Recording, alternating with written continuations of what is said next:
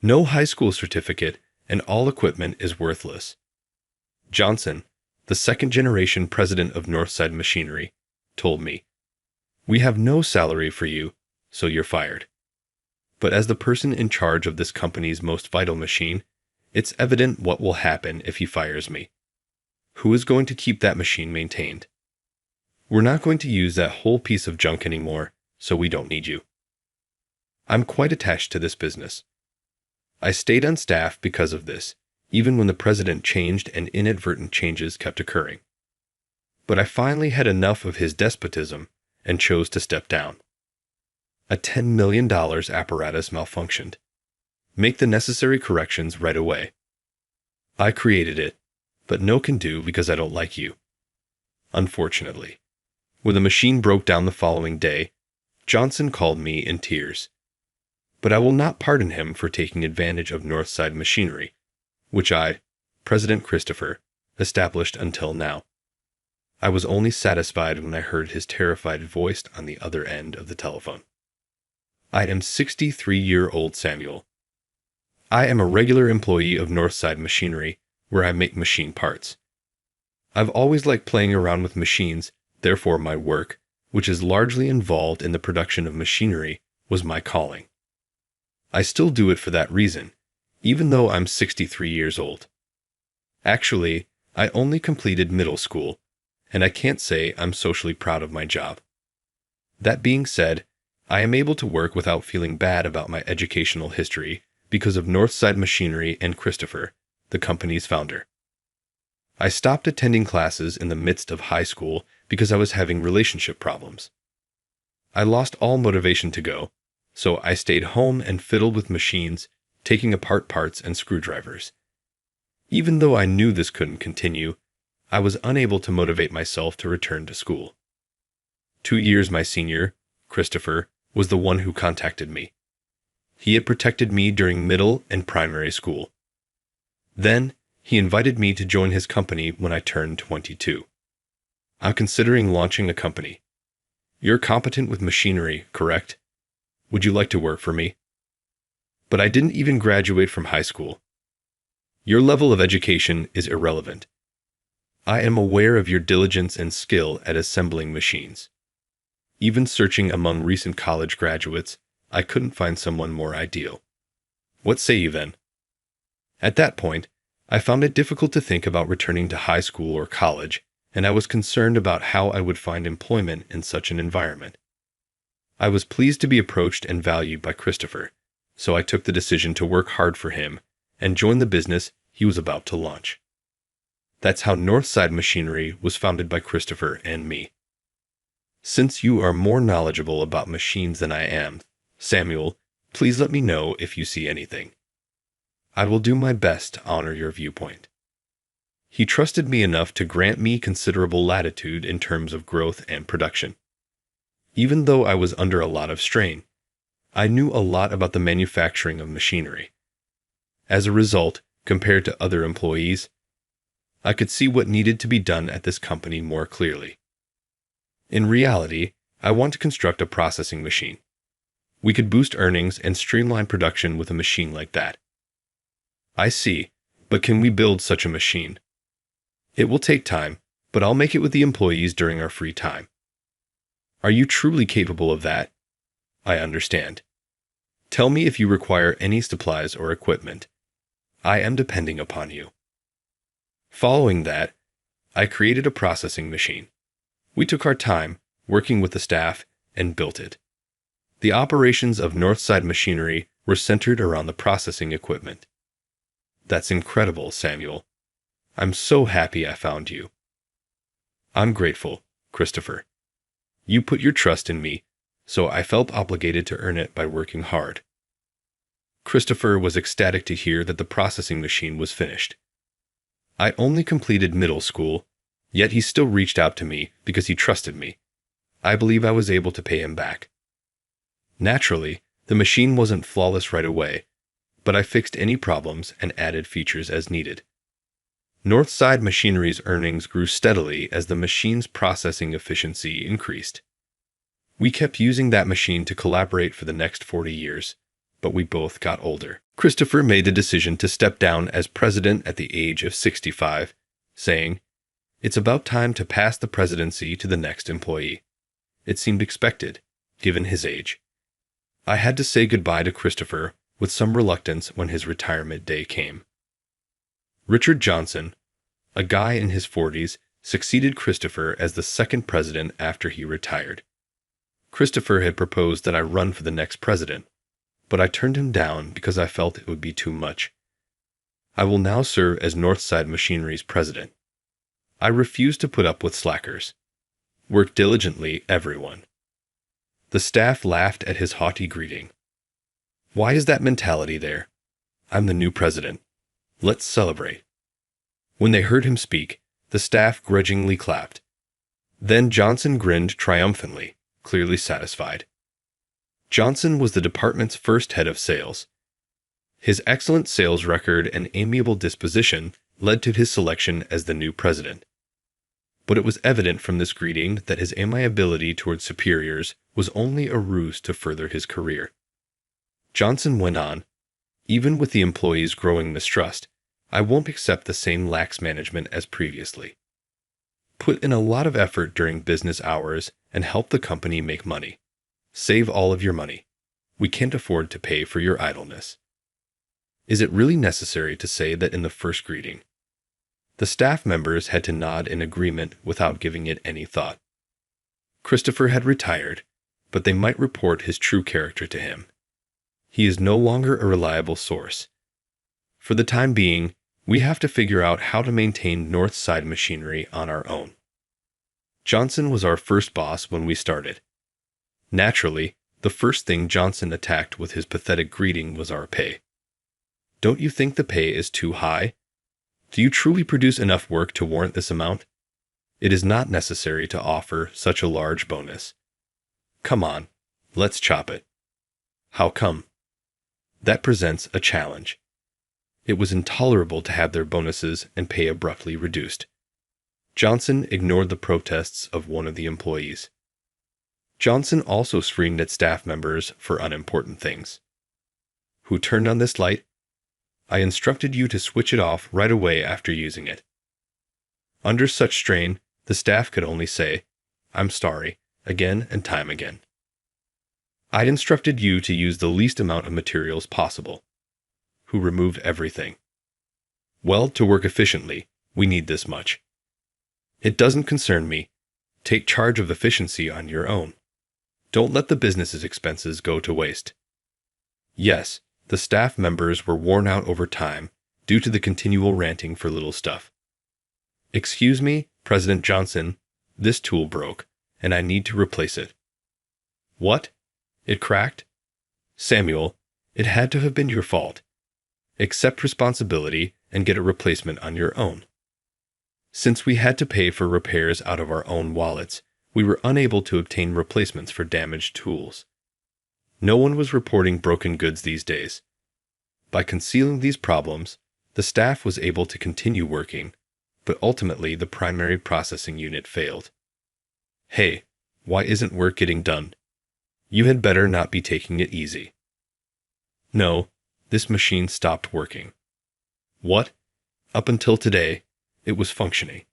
It must have been broken by someone. The workers appeared on the verge of tears, terrified they would be held accountable. The development of this gadget cost $10 million. It would be awful if we had to pay for it. When I saw how serious things were, I hurried over. President Johnson, allow me to examine this. Since I created this machine, I am the one who can identify the potential issue. I quickly identified the malfunctioning component, made the necessary adjustments, and rectified it. This should work now. The machine had been absolutely silent previously, but it began to function again when we ran a test run. That is accurate. Many thanks for it. The staff members appeared incredibly relieved. Hey, what's wrong with this device? If it breaks down that quickly, it's a worthless item. It's had 40 years of use. I've been adjusting it to keep it going because it's very worn out. I was honest when I described the machine's state. I intended to direct the discussion toward changing out components or proposing a new apparatus. Johnson, though, misinterpreted what I said. What? You're in charge of keeping it up. Then you were to blame for the machine's malfunction. This machine has been there for a while, but it was still functional up until this point, right? You must have done shoddy maintenance if it stopped. I wanted to pull my hair out because I couldn't get through to him. I've been doing my hardest to maintain it, but some pieces are beyond repair due to wear and tear over time. We need new parts in order to keep it operating more dependably. Not at all. I'm not purchasing any new components. Why should I invest money on an equipment this outdated? President Johnson, the argument that just because something has worked so far doesn't mean it will continue to work. He has to be adaptable in his decision-making as president. But Johnson doesn't have that viewpoint. It's obvious he views Northside Machinery merely as a means of generating revenue. Anyway, take better care of it going forward. If it malfunctions once more, I'll charge you for the repairs. Your careless labor eventually impacts the revenues of the organization as well as other employees. Samuel, it's only natural. Total accountability. Perform your duties correctly. Johnson turned to leave after that. I talked to the staff while I watched him go. Thank you, Samuel. There is absolutely no issue. However, since Johnson took office, things have become more difficult. That is accurate. This gadget is aged, as anyone can see. Since I created this processing machine, I take great pride in it and never skimp on maintenance. But after 40 years of use, several sections of the equipment are beyond repair with routine maintenance. Nevertheless, I'll just have to put up with it for the benefit of this company. Christopher and I built Northside Machinery. I don't want it to collapse or go into decay because of this. I put up with Johnson's despotism in order to keep the business safe. Looks like you're working hard on the maintenance. It had been a week since my conversation with Johnson. The equipment had not broken down yet since I had been extremely cautious with the upkeep. But it was only a question of time. If parts weren't replaced, the machine will malfunction very soon. Also, there's something I need to tell you today. What is it? Old tools are trash, and I don't have a high school degree. You're fired because we don't have any money for you. What? I was taken aback when I received an unexpected notice. But firing me so suddenly. The president made this choice. You will comply, of course. But if I leave, who will maintain that machine? We're not going to use that old piece of junk anymore, so we don't need you. I had no reply to that. Despite my distaste for Johnson, I felt compelled to stay because of the machine. You're merely a middle school graduate, by the way. I see why you're so illiterate. You can't comprehend my way of thinking because of this. I became enraged at his remarks and retaliated violently. I am indeed a high school dropout, but I have contributed to this company all this time. Stop being so hot. I labeled you a dropout. Are you offended? You have been trying to hide your lack of education, but that will not work with me as president. I'm not fooled by you. Johnson's voice was arrogant. The reason the machines keep breaking down is that there is a dropout maintaining them. It makes sense. Well, the issue is resolved by terminating you. As soon as I heard Johnson's words, I became furious. I wanted business as usual at Northside Machinery. I had put up with Johnson's tyranny for so long because of this. But this is not the Northside Machinery I knew as a child. I've fully lost interest in this company, and I've accepted the notice of termination. Comprehensive. I'm going to step down. Yes, leave now. It is a waste of money to pay you. Observing this significant enterprise being destroyed is exasperating. Without me, it will be disastrous, but I don't give a damn anymore. I made the decision to quit the company because I could stand it no longer. Frustrated, I packed up my personal items and headed home. My family was taken aback by my rage, but I assured them it was little.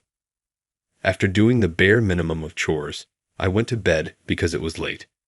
Still, I have little doubt Johnson will come to regret my dismissal. My phone rang the day after I retired when I was taking a nap in bed. Johnson's name came up on the screen, which was to be expected. What could he want now that he'd dismissed me? With this thought in mind, I took the call. Hello. The $10 million apparatus isn't working. Without even saying hello, his first words were, "Fix it immediately." The processing machine appeared to have malfunctioned. It broke the day after I retired, which was when I had assumed it may happen at any time. What's this about the machine costing $10 million to develop? Johnson asked in a worried voice. Furthermore, I'm unable to locate another device anywhere that has the same features. There is no way to replace it. Why didn't you inform me earlier? Considering your demeanor, I assumed you had already made plans to replace it. Despite your degree, did you really not think about what would happen when you fired me? No. He must not have considered how to replace the machine because he was too busy counting money and making the staff work. Such ineptitude is not befitting of the presidency. Since we can't replace it, I attempted to get someone else to perform the maintenance, but nobody is familiar with how it operates. Everyone insisted that only you could manage it, even after I gave them the order to correct it. That's right. Is it accurate to say you created that device? Come fix it responsibly if that's the case. I developed it, but no can do since I don't like you. Unfortunately. I co-founded Northside Machinery with Christopher, and he destroyed it for financial gain. That's why I hate Johnson. I can't forgive him for it. Naturally, I won't assist him at this time. Avoid saying that. The date for delivery is drawing near. In addition to having to pay a penalty fee and apologize to the client if the machine breaks down. Can't you pay it with all the savings you forced on the employees? Obviously not. You can't just turn around and leave. I'll hold you liable for the damages if you decline to assist. Make an effort if you can. I did not damage the device. Actually, I've been trying to fix it the entire time, but you won't replace the parts. Who is to blame for the machine going down is obvious. Furthermore, as I have already resigned, I am no longer in charge of maintaining it. Johnson, perhaps recognizing I had a point, didn't counter-argument. I bet the guy on the other end of the line is gnashing his teeth. I wish you had purchased the parts at that time. But you argued that I was solely to blame. I'll never forget your treatment to me. All right, I'll get the parts right now, so please return. I won't, I promise. I detest you. Do you know how it felt for us to work for you? Damn you, bastard with no heart. You haven't worked for this company for very long, have you? Are you not attached to it in any way? Yes, I do feel a connection to this. I put a lot of effort into running the business under Johnson because of this. But because of him, even that emotion is no longer present. Northside Machinery is a complete disaster because of you. I no longer feel any connection to this company. Farewell. I hung up, figuring there was no use in listening any longer. I proceeded to block calls coming from Johnson and Northside Machinery. I felt a great sense of relief after telling Johnson all I wanted to say. I then conducted phone interviews with former staff members regarding the business and Johnson. There's no need for us to stay either, especially since you were fired and the company is in such disarray. All of the workers are turning in their letters of resignation. The expressions on their faces are priceless. Everyone appears to be quite relieved. Is that so? He had been at Northside Machinery for about 20 years, working in accounting. Everyone persevered for the good of the organization, feeling obligated to President Christopher. However, after I was let go, they lost patience with me. I was the one keeping the business afloat. It was true, and hearing this embarrassed me a little, that Christopher and I founded the business. Being trusted by the staff made me feel proud as well. President Johnson attempted to place the blame on us after the machine broke down. It's absurd. It's obvious that he fired you. No matter how loud he yells, the machine won't be fixed. Actually, All would have been well had he just spent a bit more on the equipment and workspace. However, he was always doing pointless things. Yes, without a doubt. Yes, the findings of the probe are in. I'll send them to you via email. Thanks, I appreciate it. The email containing the findings of the investigation arrived later. I smirked as I looked over the paperwork.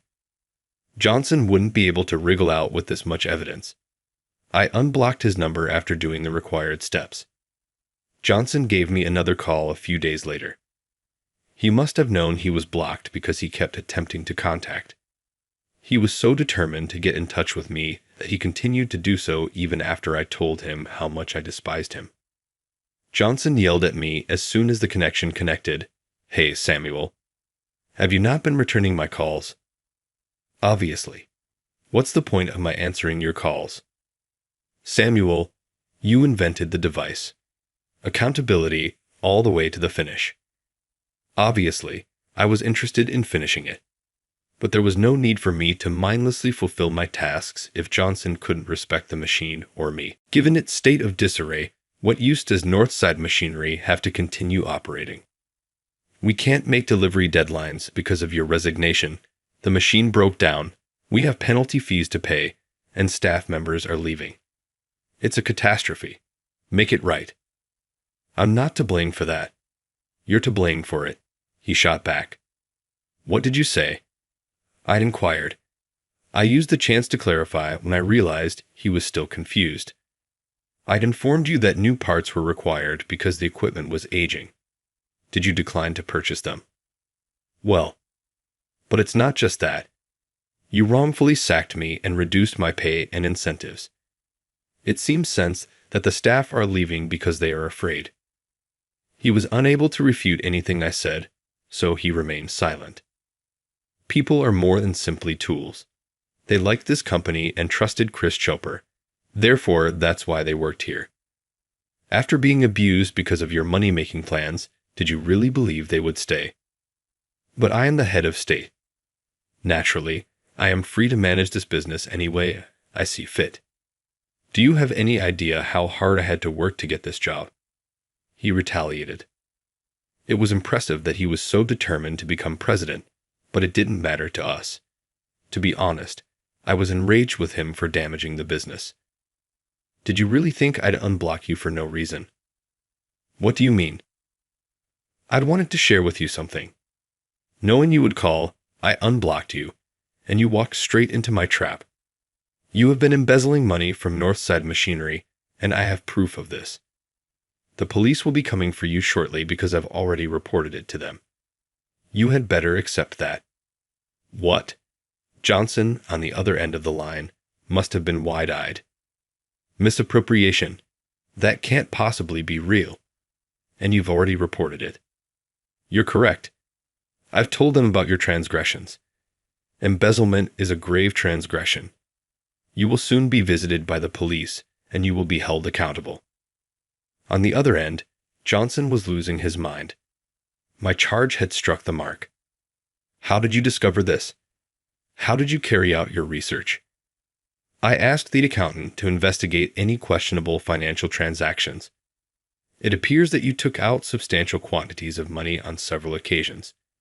It's not surprising, considering your regular fixation with money.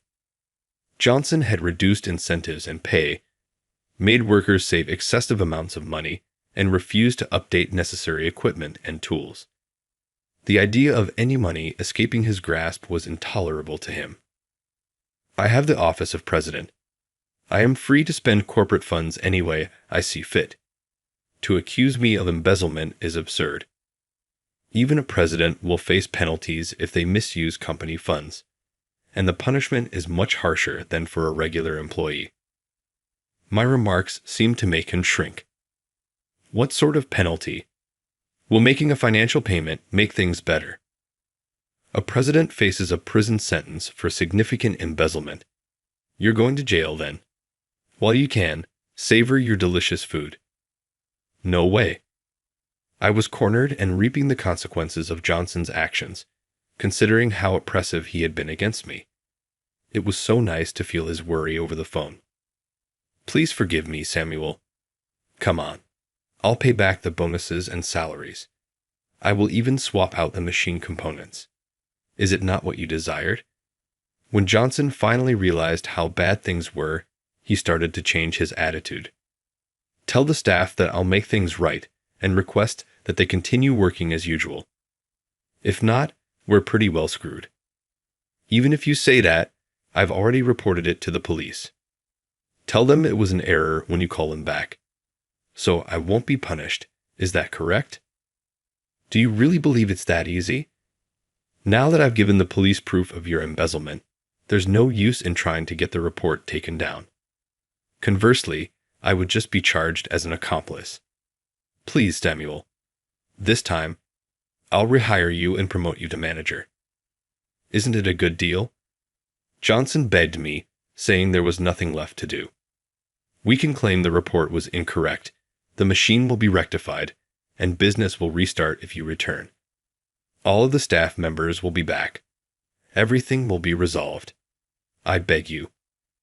He would most likely be pleading for forgiveness on his hands and knees if he were in front of me. I wish I could have seen it on the phone. All right, I'll come back if you pay me a higher salary than before. Oh, really? To what extent do you wish? Decide on a price. He most likely believed that it was a little price to pay to get things straightened out. His wallets must be rather full considering how much he embezzled. However, I informed him $100,000. What? $100,000 every single month? Could you please give me that money? Johnson had to be absolutely astounded by the pay I was demanding.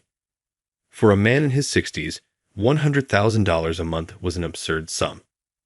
That is really crazy. Do you actually earn that much money? You're lying to try to hurt me. You're not as frugal as I am. I'm telling the truth. I wouldn't lie about anything like this, even if the other person is a criminal. Observing his perplexity, I clarified. I've always enjoyed creating things, even as a little child. I've created a lot of things on my own over the years and patented them. My monthly income from that source is $100,000. Not at all. Someone earning $100,000 who graduated from middle school like you. That was probably a sum worth committing crimes for, to hear him tell it, but I earned it the right way. It seemed to hit him hard to face this fact. I never gave patents a second thought until Christopher made the suggestion. Before I applied, I had no idea how valuable my developments were. My inventions are currently used by numerous manufacturing companies. That allows me to properly care for my family. I questioned Johnson, so, can you pay it? After noticing that he was shook up. Oh my God, $100,000. But I'll lose money if I pay that much. Johnson believed that if I went back to Northside Machinery, the problem would be resolved. But he couldn't bear having to pay me more than $100,000 a month. I think he was split between receiving the punishment and going into debt to pay me. If you can't pay, then this conversation is over. Hold on. How come? Are you able to pay for it? Johnson begged. If you come back. I gave him a hard reality check, but he must have understood he had no choice but to pay. No matter how much money you offer, I'm not coming back, Samuel, I said. At what I said, Care Johnson lost all words. He must have felt completely helpless, with no way out. I was startled by a loud noise coming from the other end of the call. Then a voice out of nowhere answered. This is law enforcement. Are you Richard Johnson? Wait, I didn't do anything. I let out a cry. You might be charged with embezzlement. Kindly accompany us to the station. No, I didn't steal any property. Since I'm the president, using business funds comes naturally to me.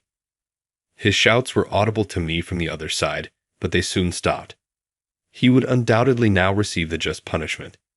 I smirked and hung up the phone as soon as I heard his voice being taken away. Following the resignation of every employee and the severing of business relations, Northside Machinery filed for bankruptcy. Johnson was accused of severe breach of trust for embezzling corporate funds while serving as president. He incited the company's bankruptcy, induced the resignation of every employee, and embezzled $300,000 in a short amount of time. As a result, he was found guilty and given a sentence that included an $80,000 fine and 7 years in prison. Moreover, because the actual damages were caused by the stoppage of transactions, several additional companies claimed a total of $100,000 in compensation. He insisted repeatedly in court that he was not at fault, yet forcing a business into bankruptcy for personal gain is a serious offense. He'll spend time in prison for his crime of destroying the firm we loved so dearly. I didn't realize things had gotten so awful. I apologize for not noticing, I uttered. No, Christopher, I didn't tell you because I didn't want to bother you, he answered. I should be the one to apologize for allowing it to get to this point. Apologize not. I take some of the blame for not selecting a more deserving replacement. This was bound to happen. Everything has a start and a finish. In any case, it's fortunate that Johnson received the just punishment for taking advantage of our business, Christopher reminisced. I reasoned that closing the business wouldn't be a bad idea after I retired. There's no one else I trust enough to take over, and neither my son nor daughter want to run it. It's best to conclude things amicably rather than going in circles, because you also stated that you have no interest in managing. This circumstance has demonstrated that this was the best decision. That is accurate. Given the age of the business I founded, now might be the ideal time. Exactly. I don't see this as a bad thing because of this. Even now, I feel relieved. It sounds good to take it easy and spend time with my family and you. We established a company, created machines, and put in a lot of effort for 40 years. It's a little disappointing to end it here, but there are instances when it's better to draw a conclusion than to go on indefinitely. This particular example amply demonstrated that. I never had trouble making ends meet. I just loved working with machines and the company I kept. Thanks to Christopher's advice, I have enough savings to support my family comfortably and indulge in my interests. I'll thus start doing machine tinkering as a hobby and enjoy relaxing with my friends and family.